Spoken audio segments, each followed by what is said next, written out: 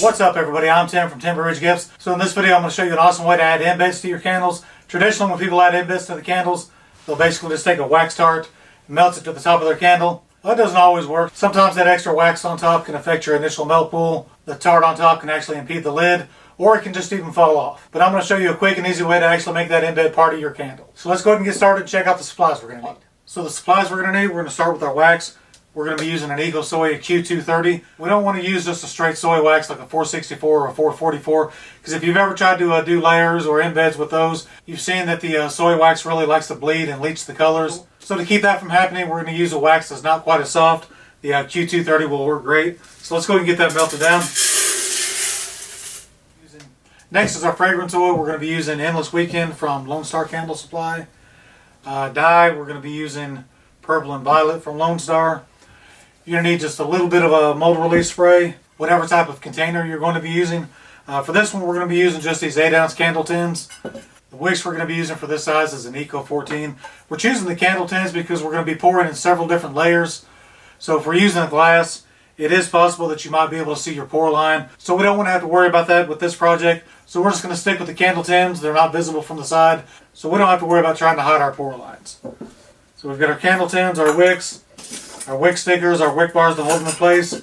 And last but not least, we're going to be using these cookie cutters to make our embeds. These are just standard cookie cutters that I got from the bacon aisle at Hobby Lobby. Any shape will work provided that it fits in your candle container. All right, so that's really all we need. We're going to let our Q230 melt down while we get our wicks ready. So we got our wax melted down to about 155. We're going to go ahead and add our fragrance oil. The Q230 can handle up to about a 9% fragrance load. We're going to keep it at about 6, so we're going to add 1 ounce per pound. Stir it up real good. We're going to let this sit for just a few minutes. We're going to let it cool to about 135, 140 before we pour. Okay, so we've cooled. We're ready to pour. Before we do, we're going to go ahead and pour off just a little bit that we're going to use for later. That's going to be the bit that we're going to color to actually make our embeds out of. We could have picked any color for this. I went ahead and just left it white. So that way when we do the purple embeds, it's really going to pop. Now we're going to go ahead and fill our containers. You're really just going to have to kind of eyeball it and measure how much room you're actually going to need for each pour. For this one, as you can see, it's going to take up about half. So we're going to fill these up about halfway for now.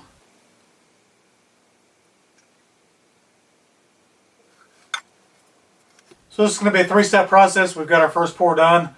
Next pour, we're going to go ahead and melt and color our wax for our embeds. We'll pour our embeds.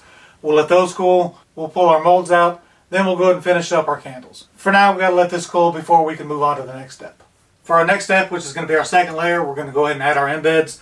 To do that, we're going to go ahead and take our wick bars off. So we've got our container candles that are half full. So now we're going to take our cookie cutters. This is what's actually going to be our embeds. And we're going to go ahead and add these to the candle. To do that, we're just going to lightly coat them with a little bit of mold release, just to make sure they're going to turn loose like they should when the time is right. Now we're just going to go ahead and add them to the center of the candle. Make sure they're lined up just right.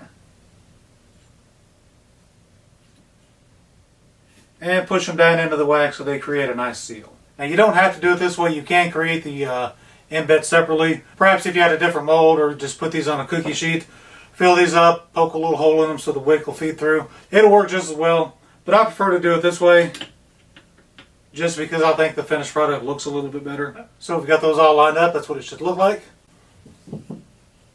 Now we're going to go and get our wax ready. So we've got a little bit of wax melted down. We're going to go and add our dye. For this I'm using Violet from Lone Star Candle Supply. You can make these any color you want to, obviously. This just happens to be one of my favorite candle dye colors.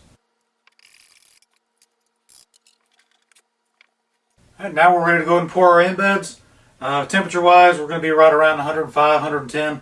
We don't want it super hot where it will actually melt what we've already got going on in there. So now we're just going to very carefully just fill the cookie cutter embed. Be very careful not to overfill it. Now we'll just let these cool.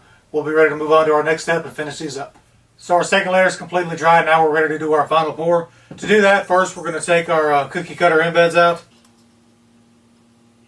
And they should just wiggle right off just like that. You may have to take your fingernail and pry them just a tiny bit.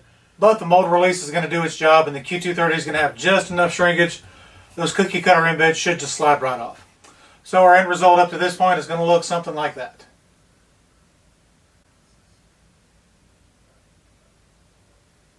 We've got our half candle with the embed sitting on top. Now our next step is going to be to finish filling the candle. We're going to fill it right to the top of that embed, so hopefully we'll get it just even enough. It's going to look like one flush, even candle. If we underfill it just a tiny bit, that'll be okay. It'll still have that nice look. We just want to be careful not to overfill it, because that'll of course cover up our embed and pretty much defeat the purpose that we tried to accomplish here. So we've got our Q230 melted down. Again, we're going to be pouring at about 110. We just want to be careful that we don't pour too hot and end up melting our embed. So we are all set. So let's go ahead and pour these.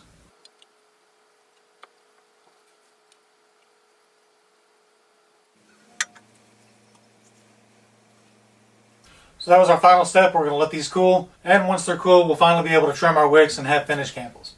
So our final layer is cooled. So now all we've got to do is trim our wicks and we'll finally be finished. There you go. And that is what our end result is going to look like.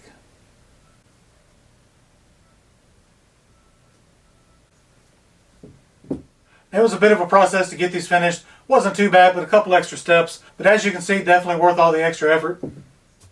Now we actually have a true embed that gives our candle a unique and amazing look. Hope you guys enjoyed this demo. If you want to see more advanced candle making tips, make sure you subscribe to my channel, check out my playlists. You can just hit the subscribe button right there. Make sure you turn on the notification bell so you'll know when new videos come out. Make sure you follow my Amazon affiliate link in the video description so you can see some of the amazing candle supplies and finds that I found on Amazon. And I will see you guys next time. Thanks for watching, everybody.